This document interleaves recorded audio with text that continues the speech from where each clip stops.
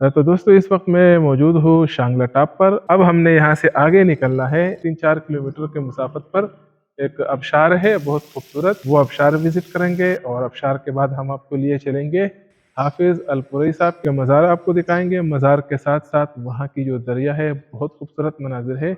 इंशाअल्लाह वो भी आपको दिखाते हैं इसी वीडियो में।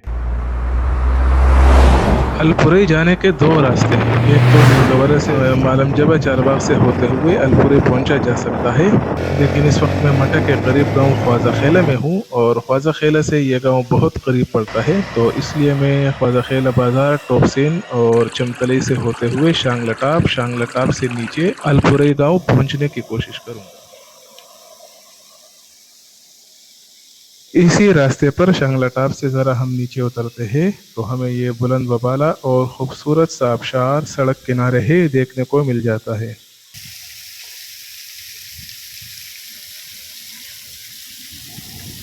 अब मैं इस वक्त अलपुरई पहुंच चुका हूँ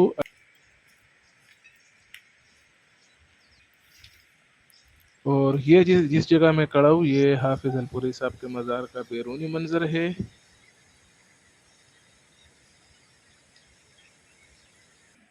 हाफिज अलपुरई साहब इसी पसमानदा गांव के एक गुमनाम लहद में आराम फरमा है।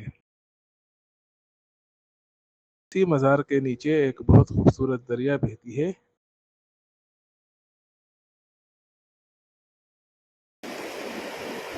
ये अलपुरई साहब के मज़ार के नीचे का खूबसूरत मंजर है।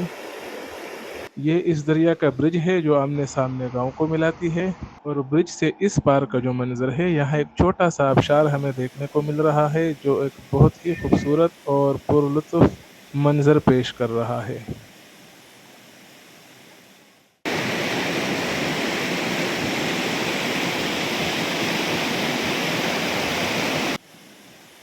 उम्मीद करते हैं दोस्तों कि इस बात सीरीज़ की आपको ये पहली वीडियो पसंद आई होगी।